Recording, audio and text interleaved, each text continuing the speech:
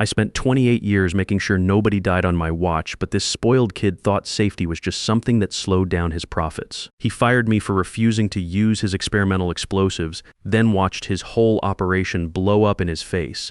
What we found in the wreckage wasn't just twisted metal, it was evidence of his family's arms dealing operation. I'm Bob Caldwell, 48 years old, and this is how I went from unemployed to exposing an international weapons ring. The morning everything went sideways started normal enough. I was down in Section 7 at Hawthorne Mining, checking my blast pattern for the third time. 24 holes, each one loaded with ANFO and timed to drop 50,000 tons of limestone exactly where we needed it. My multimeter showed green across all circuits. Good to go. That's when I heard footsteps on the gravel behind me. Wrong kind of footsteps, too light, too quick. These weren't work boots. Caldwell. I finished my continuity check before turning around. Braden Hawthorne Jr.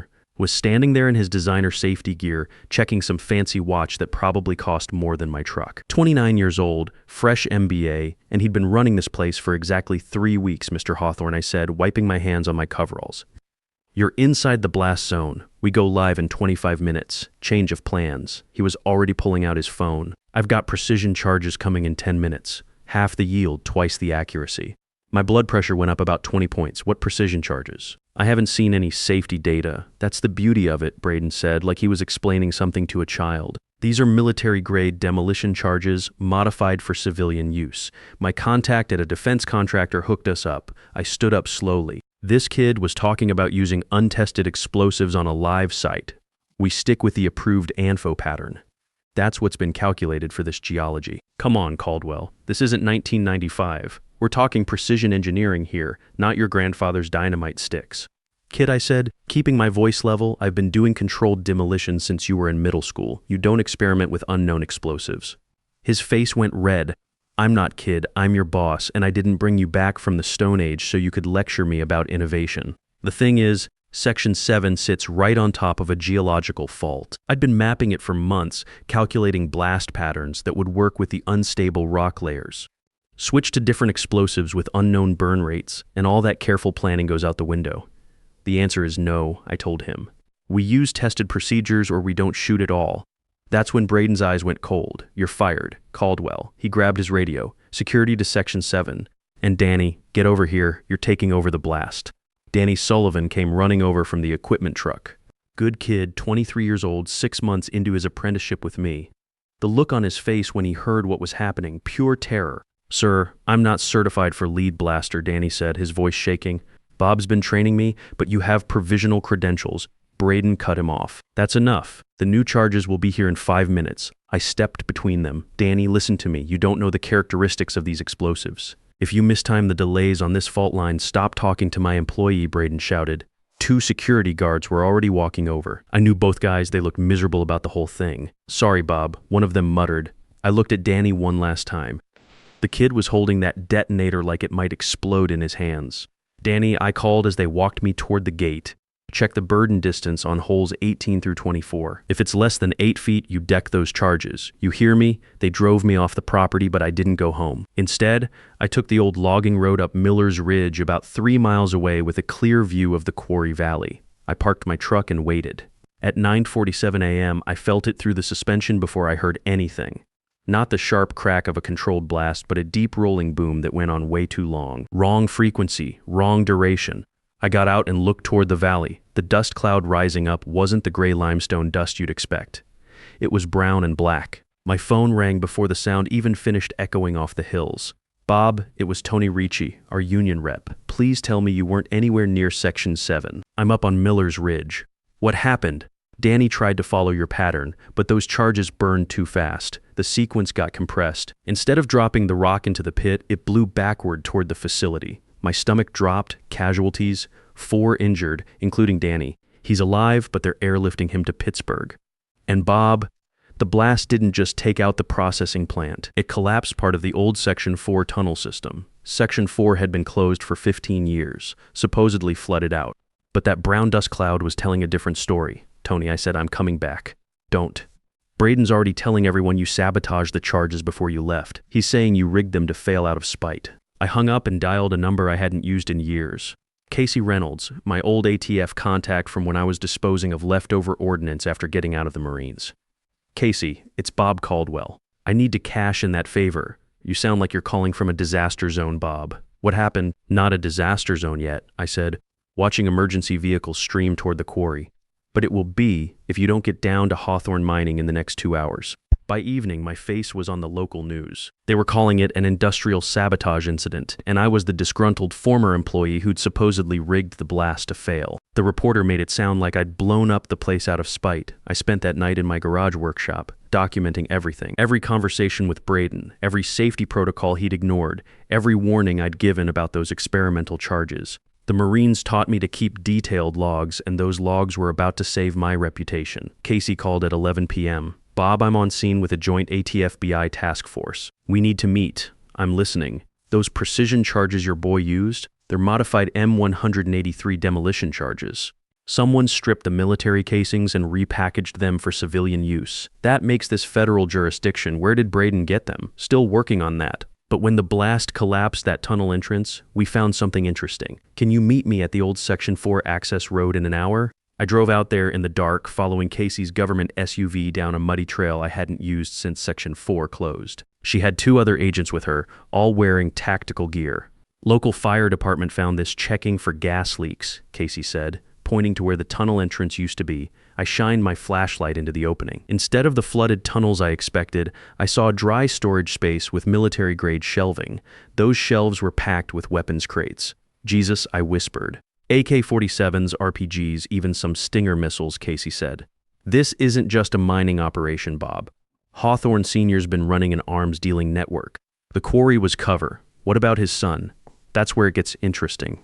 Our financial investigation shows Braden Jr. has been ordering mining equipment through a defense contractor shell company, but the paper trail suggests he thought he was buying legitimate demolition supplies. I looked at those weapon crates, everything clicking into place. The old man was using his kid as an unwitting procurement agent. Braden thought he was modernizing the operation. He was actually buying illegal weapons, which means when you refused to use those modified charges, you probably prevented something much worse. If those explosives had been used in any other configuration, we might be looking at multiple casualties. The next 3 days were chaos. Gerald Hawthorne Sr. got arrested at his private airstrip trying to board a plane to somewhere without extradition treaties.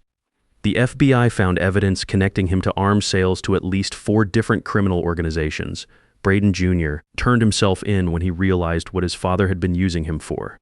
The kid was arrogant and spoiled, but he wasn't a traitor. Once he understood the scope of what his old man had been doing, he cooperated completely with the federal investigation. As for me, all charges were dropped. The evidence was clear. I'd been fired for refusing to participate in what would have been the field test of illegal military ordnance. But here's the thing nobody talks about in these kinds of stories. Even when you're completely vindicated, even when you're proven right, there's still fallout. The quarry went into federal receivership while they sorted out which assets were proceeds from criminal activity. Every worker at Hawthorne Mining was suddenly unemployed. Guys with families, mortgages, kids in college, all out of work because of Gerald Hawthorne's greed. Tony Ricci came by my house about a week after the arrests.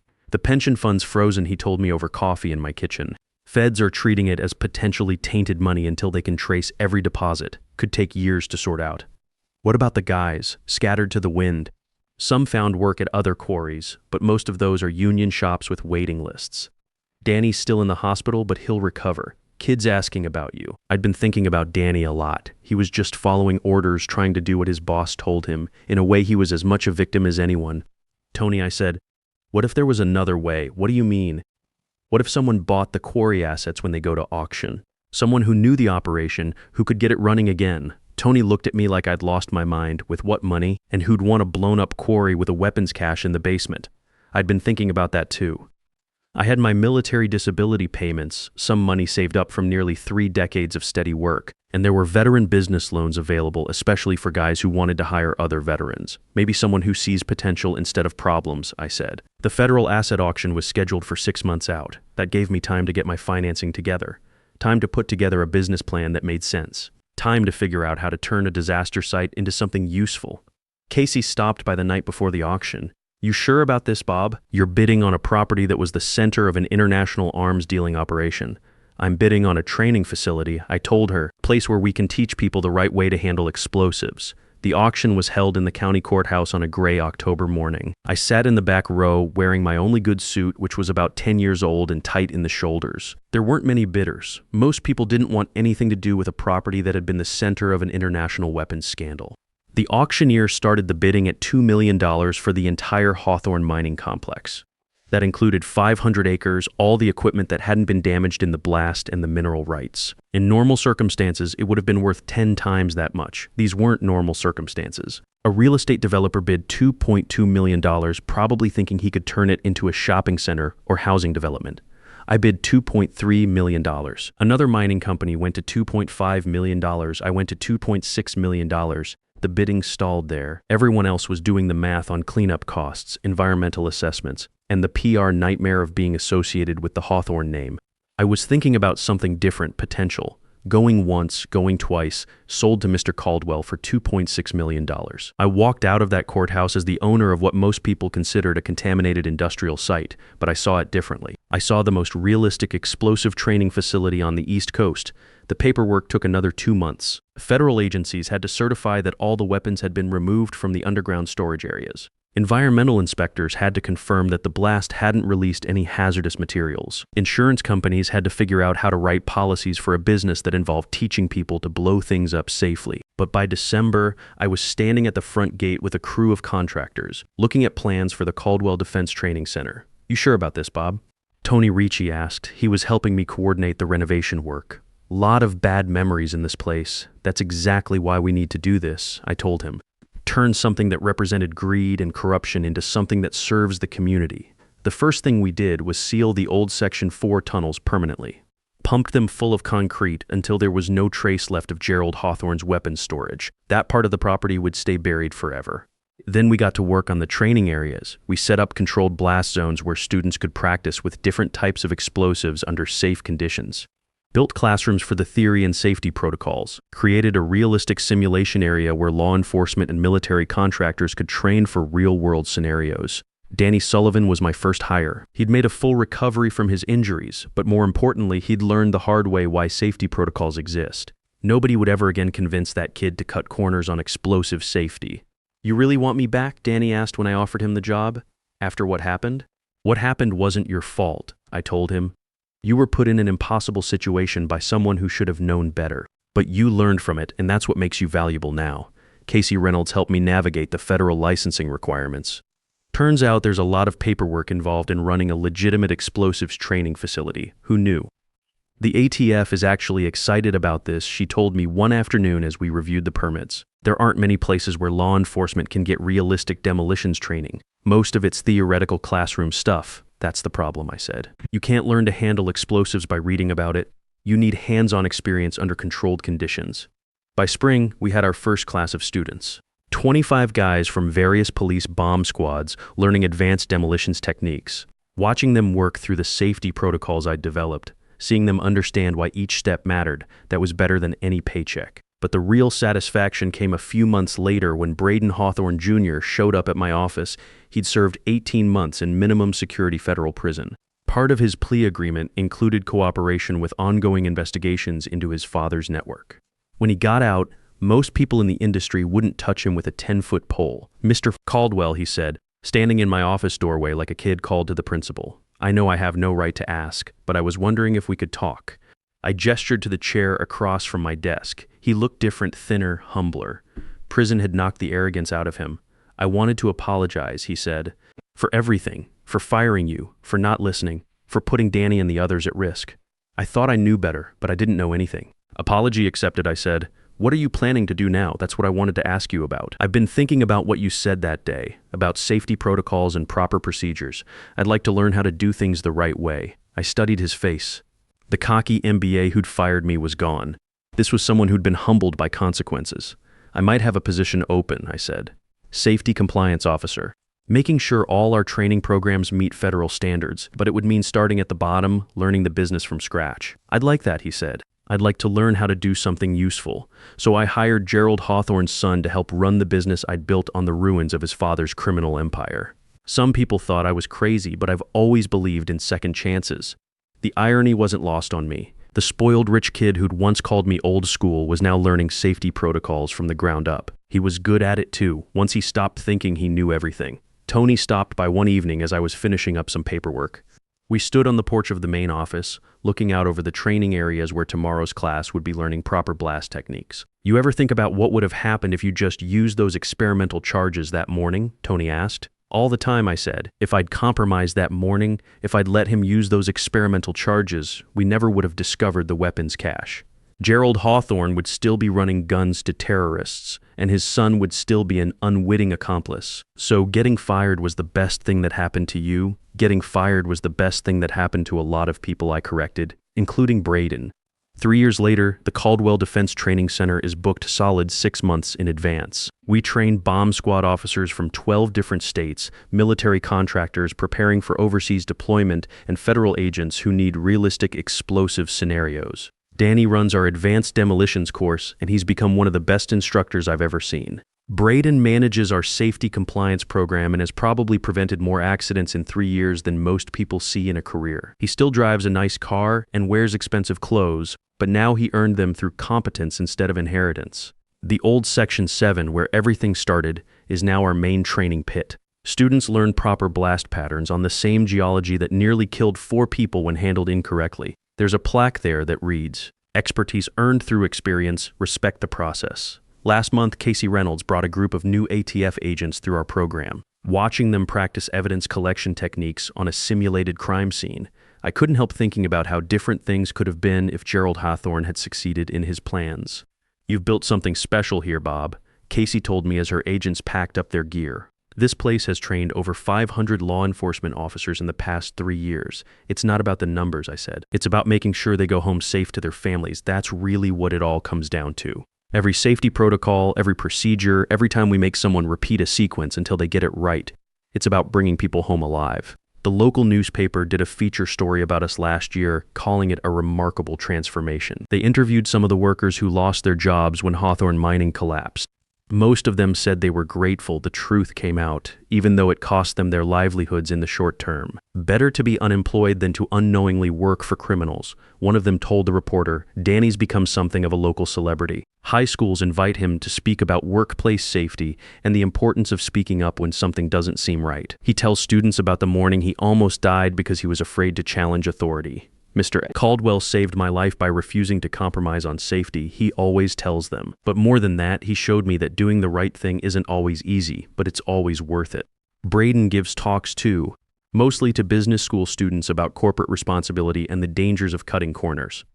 His story resonates with young executives who think they can disrupt traditional industries without understanding why those traditions exist. "Innovation without expertise is just expensive failure," he tells them. "And in some industries, failure means people die. I'm 51 now, getting closer to an age when most people start thinking about retirement. But I can't imagine doing anything else." Every class that graduates from our program represents dozens of potential disasters prevented, hundreds of lives protected. We've expanded beyond just explosive training. We now offer courses in hazardous materials handling, industrial accident investigation, and workplace safety management. Companies send their supervisors here to learn how to maintain safety standards under pressure. The waiting list for our programs keeps growing. There's talk of opening a second facility in Texas, maybe a third in California. But growth has to be done carefully, with the right people who understand that this isn't just a business, it's a responsibility. Sometimes I walk through the facility in the evening, after the last class has finished. The buildings are quiet, the equipment secured, everything ready for tomorrow's training. It's peaceful in a way that the old Hawthorne Mining never was. Gerald Hawthorne is serving 15 years in federal prison. His appeals have been denied, and word is he's not handling incarceration well. I don't take any pleasure in that. I just hope other people in positions of trust understand that actions have consequences. The weapons he was selling ended up in the hands of criminal organizations in 3 different countries. The ATF estimates that shutting down his operation prevented those weapons from being used in terrorist attacks that could have killed hundreds of innocent people. Tony Ricci retired last year and now works part-time helping us coordinate with union training programs. He jokes that this is the first job site he's ever worked where management actually listens to safety concerns. Used to be you'd report a hazard and get told to work around it. He told our latest batch of supervisory trainees, "Here you report a hazard and everybody stops what they're doing until it's fixed. That's how it should be everywhere, but it isn't." Too many bosses still think safety is something that slows down production instead of something that protects their most valuable asset, their people. Looking back on that morning 3 years ago, I realized that getting fired for doing the right thing was the best thing that ever happened to me. It forced me to take everything I'd learned over nearly 3 decades and figure out how to use it to make a real difference. The sign at our front gate reads Caldwell Defense Training Center, where experience meets expertise. But the unofficial motto, the one we tell every new student, is simpler. Everybody goes home safe. You know what? In this business, in this world, that's not just a motto, it's a promise we work every day to keep. Here's what I learned from all this. Experience isn't just about how long you've been doing something. It's about understanding why procedures exist and having the courage to follow them, even when somebody with authority tells you to cut corners. Your expertise has value, whether you're handling explosives or managing spreadsheets. Don't let anyone convince you that innovation means ignoring everything you've learned. And remember, doing the right thing isn't always easy, but it's always worth it. Stand your ground when safety is on the line.